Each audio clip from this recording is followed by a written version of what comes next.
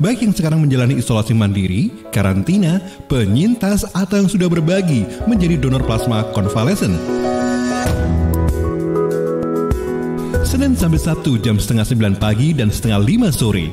Mau berbagi cerita optimis juga, hubungi di WhatsApp di 0811 309 1009.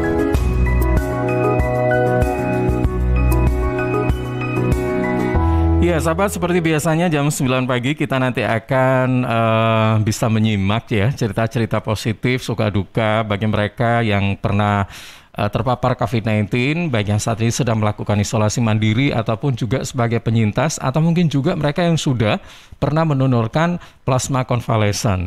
Nah, kira-kira seperti apa pengalamannya? Nanti kita akan simak bersama ya. Dan saat ini kita sudah bersama dengan narasumber kami pada pagi hari ini. Ada Krista Rahma. Beliau ini dulu ya, tapi nggak tahu nih sampai sekarang apa masih aktif di broadcast ya. Atau mungkin juga saat ini justru malah punya media. Siapa tahu ya. Nah, ini kabarnya Mbak Krista ini juga pernah terpapar COVID-19. Seperti apa? Kita sapa. Assalamualaikum, selamat pagi, Kris. Halo. Mute-nya, Kris. Coba mute-nya di free kan. Oke, Kris, halo, assalamualaikum, selamat pagi. Mute-nya coba. Ini Mas Franky bisa dibantu ya. Mungkin bisa berkomunikasi dulu dengan Krista. Oke. Oke, kemarin sempat kita trial error loh ya. Sekarang kok lagi gini lagi. Ya udah, nanti kita simak ya bagaimana cerita atau catatan begitu ya, suka duka ketika kita merasakan bagaimana saudara yang terpapar COVID-19. Dan ketika saya melakukan wawancara dengan beberapa narasumber, ternyata memang punya gejala yang beda-beda begitu ya. Ya rata-rata sih seperti flu biasa, tapi memang ada yang diselingi oleh keluhan-keluhan lain seperti sesak nafas, atau mungkin juga ada yang berhalusinasi berlebihan, ya kan? Nggak tahu tiba-tiba jalan kemana begitu, tetapi ketika sudah sampai tujuan, dia nggak sadar. Loh, kenapa aku sampai sini ya? Kayak gitu. Ternyata begitu sempatnya virus corona ini gitu. Kemudian ada juga yang sakit tenggorokan ya. Ada yang pegel-pegel, nyeri sekali, badan tuh nyeri banget, dan masih banyak lagi. Tapi ada juga yang hanya biasa-biasa saja ya, hanya merasakan keluhan misalnya sedikit batuk ya, kemudian nyeri-nyeri, habis itu sudah selesai. Nah, ini memang karena memang setiap orang punya imun yang beda gitu, sehingga tingkat keterpaparannya juga ada yang biasa-biasa aja, ada yang terlalu parah, mungkin juga ada ya kan, sampai membutuhkan oksigen, sampai harus dirawat di rumah sakit dan sebagainya. Dan ini tentu jadi perhatian kita dalam Radio Sahabat Isoman, bagaimana agar saudara-saudara kita yang terpapar COVID-19 ini bisa segera sembuh dengan cerita-cerita seperti ini. Baik, kita sapa kembali. Halo Kris, assalamualaikum, selamat pagi Krista. Waalaikumsalam. Nah, pagi. Oke. Apa kabar? Baik. Gimana ini? Sehat ya? Sudah punya media apa? Saya media. Ternyata sosial saya punya ya. Ternyata punya baby ya. Udah berapa Kris babynya Kris? Alhamdulillah satu ya. Oke. Pingin banyak atau pingin satu? Kalau kata pemerintah 2 saja cukup. Oh, 2 saja cukup. Oke. Ya udah, kita doakan semoga yang 2 segera menyusul ya. Oh iya, jika nggak repot.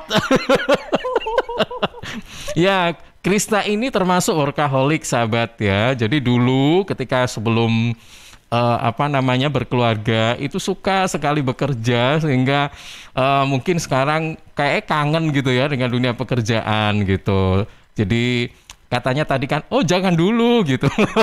Berarti sudah kangen dengan pekerjaan gitu ya. Chris, ini terpapar COVID kapan sih? Kok aku kaget. Aja. Kenapa? Kenapa Agustus ya? Juli, awal Juli. Oh, awal Juli ya?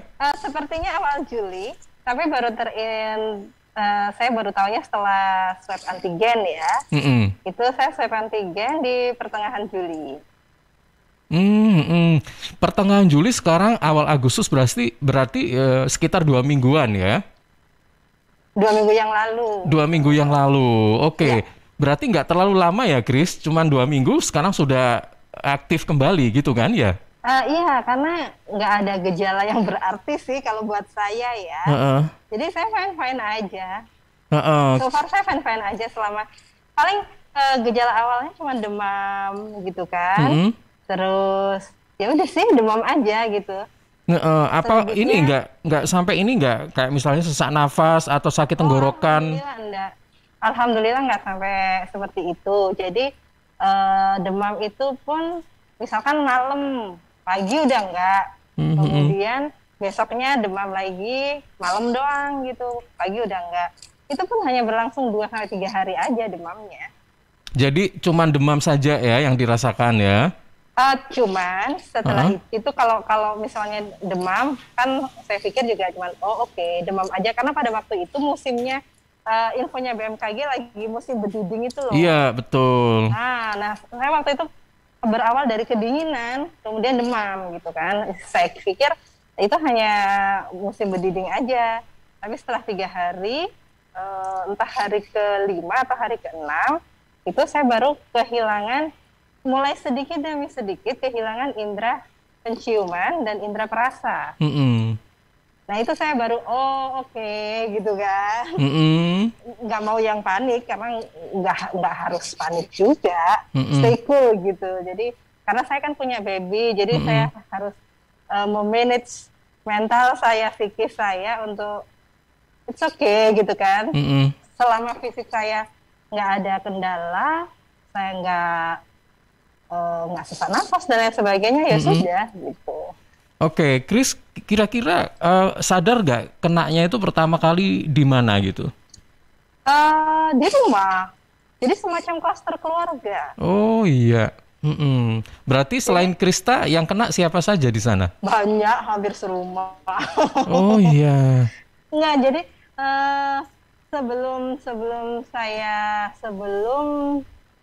demam, saya memang sudah WFH. Dan ketika saya WFH, itu saya benar-benar berada di rumah. Di musim di kondisi seperti ini, saya tuh kalau lagi WFH, ya udah di rumah, nggak keluar-keluar gitu kan. Tapi kebetulan ibu saya lagi sakit. Sakit, batuk, pilek, demam gitu kan. Kemudian kalau pas saya lagi WFO, anak saya kan yang ngajak ibu saya. Nah, anak saya itu yang pertama kali demam anak saya, entah saya itu ketularan anak saya atau gimana gitu. Seperti itu. Jadi anak saya demam tinggi sampai 39. Padahal itu masih usia 7 bulan. Ya kan saya worry banget. Waduh, panasnya kok gini amat gitu kan. Tapi alhamdulillah ada dokter spesialis anak yang buka praktek di rumah gitu kan. Saya kalau bawa ke rumah sakit saya benar-benar nggak berani banget di tengah kondisi seperti ini kan, apalagi ada baby. Jadi saya harus yang praktek di rumah biar nggak rame, biar aman gitu sih. Dan alhamdulillah tertangani, demamnya udah reda. Anak saya demamnya reda, gantian saya yang demam begitu. Oke. Baik, nah ini kan Krista taunya positif gitu, apakah periksa melalui cek tes atau bagaimana atau? Ya, jadi di kantor itu kirim home service, home care ke rumah untuk swab antigen gitu kan. Karena saya nggak mau keluar rumah. Jadi ketika kondisi seperti ini saya benar-benar nggak mau keluar rumah, sekalipun saya disuruh swab antigen, saya mau yang home care. Gitu kan. Saya biar mereka yang datang, saya nggak, karena saya punya baby itu sih.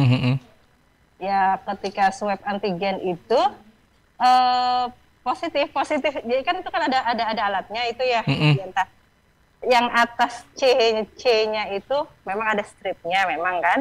Kemudian yang T itu dia buram. Gitu.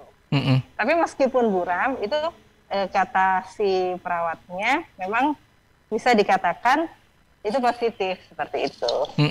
Oke, baik. Ya. Aduh, agak ini ya, apalagi punya baby gitu ya. Jadi saya yakin nih, gitu.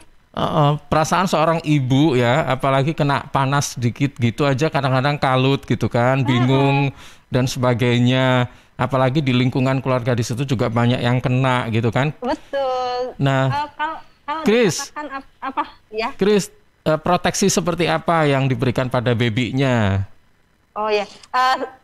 Saya mau info dulu nih. Yeah. Jadi kalau saya bilang klaster keluarga itu hanya penilaian saya ya, karena keluarga saya nggak ada yang tes gitu kan, hanya bergejala. Jadi kayak kesimpulan sendiri sih. Cuma saya nggak tahu itu positif atau tidak begitu kan. Kemudian untuk proteksi ke anak saya, nah itu yang saya pusing gitu. Karena kan beberapa yang biasanya gendong anak saya itu sedang sakit dan mereka harus berada di saya benar-benar kasih warning ya, sudah berada di dalam kamar masing-masing, kalaupun harus keluar pakai masker double, jangan deket-deket sama baby gitu kan, dan jaga jarak gitu kan. Nah sementara pada waktu itu saya juga sakit, terus siapa yang ngajak anak saya gitu kan, saya nggak ada pilihan, saya benar-benar nggak ada pilihan. Anak saya benar-benar ya sama saya gitu kan. Saya waktu itu seminggu sebelum antigen kan saya cuma mikir gini, entah saya ini demamnya karena positif atau enggak, tapi bismillah gitu kan, bismillah anak saya tetap ya mau nggak mau harus tetap sama saya gitu. Cuman memang kalau bayi itu ASI yang harus digenjot ya. Iya betul. Saya booster sama ASI, direct ASI biar imunnya dia tetap terjaga, gitu sih. Oke, jadi sampai saat ini untuk kondisi babynya masih sehat ya, nggak ada apa-apa atau? Alhamdulillah, jadi dia demam juga cuman 2-3 hari aja, setelah itu dia fine-fine aja juga. Oke, soalnya tadi kan Krista waktu itu lagi sakit, kemudian mau nggak mau kan tetap kontak dengan bayinya. Bener. Dan ternyata bayinya juga nggak ada masalah apa-apa gitu ya? Iya, alhamdulillahnya begitu. Saya takut itu benar-benar takut, tapi saya nggak ada pilihan. Oke, Chris, ini kan rentang waktu 2 minggu, berarti melakukan isolasi mandiri di rumah ya? Betul. Ya. Nggak, karena tadi diputuskan tidak mau ke rumah sakit manapun gitu kan ya? Iya, nggak mau saya nggak mau keluar. Iya. Nah, selama 2 minggu ini apa yang dilakukan selama isoman itu? Dia jaga anak saya. Kemudian untuk mempertahankan imunnya Krista sendiri yang dikonsumsi, kemudian apa kegiatannya, apa aja? Ya, kalau saya sih lebih ke herbal ya yang saya konsumsi. Kalau saya demam, saya konsumsinya ya umumnya kayak paracetamol gitu ya. Tapi hanya obat itu yang saya minum, obat kimia maksudnya. Ketika saya demam aja. Selebihnya saya konsumsi habatus sauda, madu hangat, kemudian juga degan air kelapa muda ya. Degan muda itu saya campur sama madu, sama jeruk nipis, sama garam, itu langsung saya minum gitu kan. Seger kan, enak.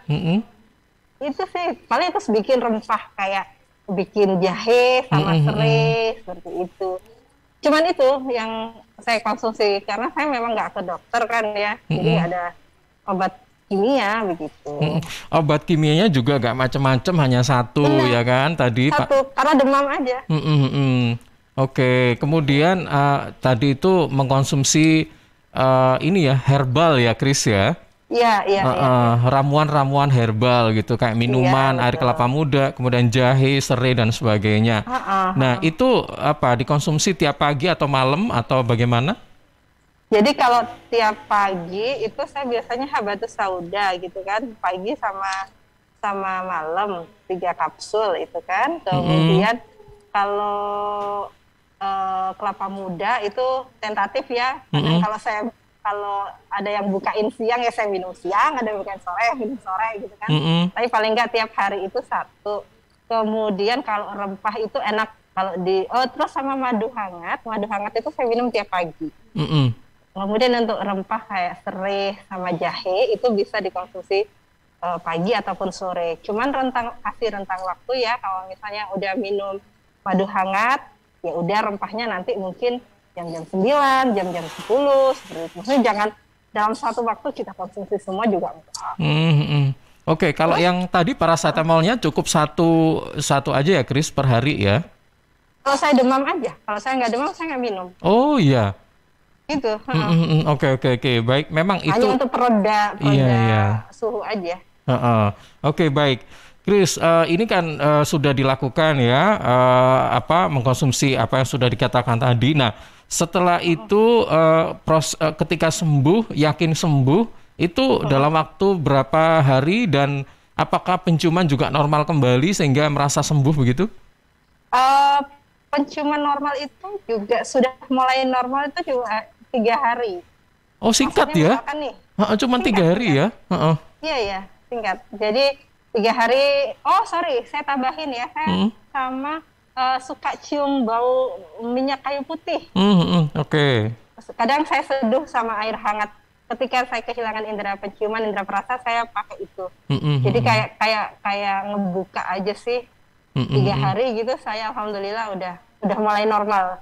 Jadi kayak demi sedikit normal gitu, nggak langsung normal juga dan nggak langsung hilang juga prosesnya seperti itu. Terus selama ini kan kita tahu kalau indera perasa itu ketika makan nggak ada rasa ya kan, tapi ada juga yang rasanya pahit tok gitu ya. Nah, Krista merasakan apa saat itu? Saya waktu itu rasa asin. Asin aja ya? Asin, bukan pahit ya? Asin. Enggak, asin. Jadi apa-apa gitu kok asin sih gitu. Makan apa asin gitu kan. Tapi saya makan. Tapi alhamdulillahnya saya tetap makan. Saya bodo amat orangnya. Maksudnya pengen ini. Dan saya menyenangkan hati di saya gitu. Misalnya saya pingin makan apa gitu kan. Ya udah makan ini. Pingin ini. Ya udah beli ini gitu. Maksudnya saya harus happy gitu kan. Orang sakit seperti itu harus happy gitu. Maunya apa ya udah gitu kan. Gitu.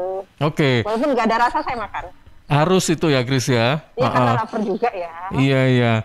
Oke. Tapi gini, Kris, ada yang kena terpapar positif itu merasakan katanya ya, saya nggak tahu nanti bisa di cross check sama Krista ketika merasakan ini. Ada orang yang mengkonsumsi makanan itu hanya 2 sendok, itu aja udah kenyang, kemudian sore malam nggak makan, katanya begitu. Tapi kalau yang dirasakan Krista itu apa sih? Apa benar gitu atau enggak atau gimana? Kalau yang saya rasakan enggak. Saya selalu bilang, kalaupun saya sakit ini tapi saya fine gitu loh. Kondisi fisik saya oke, nggak ada kendala apapun. Jadi kendalanya hanya demam 2-3 hari, kehilangan indera penciuman 2-3 hari, selebihnya oke, nggak ada masalah. Termasuk saya makan, ya udah makan aja gitu kan. Secara fisik juga nggak maksudnya ada juga yang lemes, udah capek dan alhamdulillah saya enggak sih. Saya lebih melawan begitu loh. Jadi ketika saya kuat, saya lakukan. Bukan saya justru malas-malesan, lemes-lemesan, enggak. Karena saya pikir kalau semakin saya lemas, si virusnya semakin menyebar gitu loh. Jadi saya harus lawan gitu. Dengan cara makan tadi ya, melakukan aktivitas dan makan sesuai dengan seperti biasa. Oke, baik. Kris, ini kan kita juga pingin tahu nih sharing-sharing ya, kayak kasih nasihat atau apa. Krista ini kan kebetulan juga punya baby yang masih kecil ya kan. Mungkin kan ada saja nih ibu-ibu lain juga merasakan hal demikian. Siapa tahu ada yang juga terpapar tapi kemudian bingung sekali karena mungkin punya baby gitu ya. Nah, nasihat terbaik apa yang bisa kita dapatkan dari pengalaman Krista sebagai sosok ibu yang punya baby? Iya. Jadi begini, yang tahu kondisi kita adalah diri kita sendiri. Sebesar apa sih sakit yang sedang ada di badan kita yang tahu. Kalau kita memang merasa drop, ya sudah, berarti kita harus menjaga jarak. Karena saya pun juga di hari ke-15 saya PCR ya. PCR kan kita untuk mengetahui tingkat penularannya seberapa besar. Dan alhamdulillah PCR saya kan negatif. Kalau memang mungkin ada yang sekarang sedang terpapar, kemudian ngerasa ngedrop dan lemes atau tidak yang seperti saya rasakan lebih parah begitu, lebih baik tes. Kalau menurut saya lebih baik PCR untuk mengetahui tingkat penularannya. Ketika sudah mengetahui tingkat penularannya, kita bisa bersikap begitu loh. Kalau punya baby, kalau tingkat penularannya rendah atau bahkan nggak ada, berarti kita masih bisa sama si baby, masih bisa gendong dia, masih bisa ngasih direct ASI ke dia begitu. Tapi kalau ternyata hasil PCR dan CT menyatakan bahwa penularannya itu tinggi, ya otomatis jangan didekati, kasihan bayinya. Karena dia kan tidak bisa mengatakan, aku kehilangan indera penciuman, aku nggak bisa merasakan. Iya, betul. Gitu loh. Kalau demam mungkin kita masih tahu, tapi selebihnya apa yang dia rasakan dia nggak bisa menyampaikan, kasihan gitu kan. Apalagi kalau sesak dan lain sebagainya. Kalau menurut saya sih, untuk memastikan tingkat penularan lebih baik tes aja. Kecuali kalau tidak bergejala, misalnya seperti saya, maksudnya badan aman-aman aja, cuman karena swab antigennya positif, jadi bisa dikatakan positif, ya harus antisipasi juga sih. Oke. Mungkin yang dirasakan Krista gejalanya nggak terlalu banyak atau nggak terlalu berat gitu ya, ringan ya. Oke, baik. Kris, kalau boleh tahu apa sebelum kena itu udah divaksin atau gimana? Oh, belum. Saya belum vaksin memang. Jadi saya belum vaksin. Kemudian seminggu setelah PCR saya negatif, itu kebetulan di Balai RW itu ada vaksin keliling gitu kan. Saya vaksin, saya nyoba nih. Saya daftar vaksin, ternyata ditolak karena setelah terpapar itu minimal 3 bulan baru bisa vaksin. Oh iya. Seperti itu. Jadi nggak asal-asalan ya vaksin itu ya? Iya betul. Jadi saya kan ada dokternya tuh sebelum kita vaksin, kan di interview dulu. Ditanya pernah terpapar, ya saya bilang dong, ya seminggu yang lalu gitu kan. Terus, waduh nggak boleh mbak gitu. Kalau setelah terpapar, itu minimal 3 bulan baru kita boleh vaksin. Oke, baik. Harus sabar ya, Kris, nunggu 3 bulan. Nggak ada. Kalau dari saya sih yang penting selain vaksin ya imun kita sih. Maksudnya kita harus selalu happy gitu Mas Yanta. Jangan berpikir negatif atau parno. Parno sebetulnya boleh, tapi ya lihat-lihat lah kondisinya. Kasihan kalau punya baby, kitanya parno, anaknya kan juga bakal ngikut. Iya. Oke, Kris, yang terakhir. Nah, ini untuk menjaga higienitas, kebersihan ya, atau kita kan harus protek dong, jangan sampai kita tertular lagi ya kan. Nah, ini dari dari lingkup keluarga itu sendiri, apa yang harus kita lakukan setelah Krista mengalami hal ini gitu. Mungkin ketika kita berhubungan dengan tetangga, dengan anggota keluarga, dengan suami, istri dan sebagainya, harus seperti apa?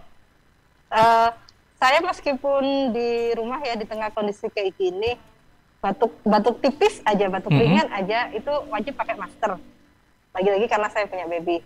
Itu walaupun di dalam rumah tetap seperti itu. Kemudian kalau dari luar, misalkan habis pulang kerja dan lain sebagainya, itu langsung mandi, baju sudah harus langsung ganti dan lain sebagainya. Kemudian hand sanitizer itu selalu kita bawa kemana-mana. Karena kita nggak tahu ya habis pegang apa dan lain sebagainya, ya kita harus sering-sering cuci tangan ataupun pakai hand sanitizer.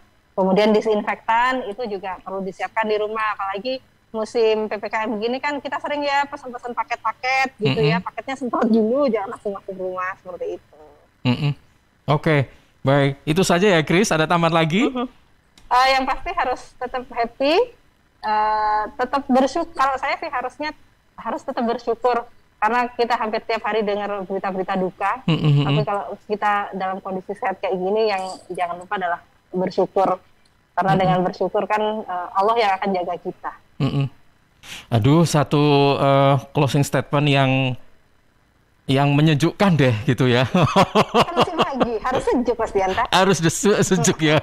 Oke, Krista terima kasih sudah berbagi pengalaman, berbagi informasi pagi hari ini. Mudah-mudahan sahabat-sahabat kita yang saat ini mungkin sedang dirawat di rumah sakit atau sedang melakukan isolasi mandiri ini segera sembuh ya dengan cerita-cerita seperti ini.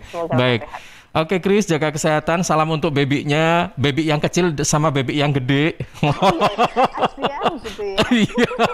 Oke, selamat pagi. Assalamualaikum. Sehat selalu. Waalaikumsalam warahmatullahi wabarakatuh. Dengan Krista ya, Krista Rahma, seorang karyawan yang aktif juga dulu sebagai announcer ya dulu, dan saat ini sudah bercerita pada kita bagaimana ketika dia terpapar, kemudian bagaimana dia merawat ya dirinya, babynya dan sebagainya ketika terpapar COVID-19. Sahabat, mudah-mudahan ini jadi satu cerita yang menyenangkan, satu cerita yang membuat kita semakin bersemangat untuk sembuh, dan ini menambah imunitas tubuh kita. Hanya ada di Radio Sahabat Isoman. Yuk berbagi cerita dan simak cerita optimis. Radio Sahabat Isoman, Senin sampai Sabtu, 8:30 pagi dan 8:30 sore. Hanya di Suara Sidoarjo.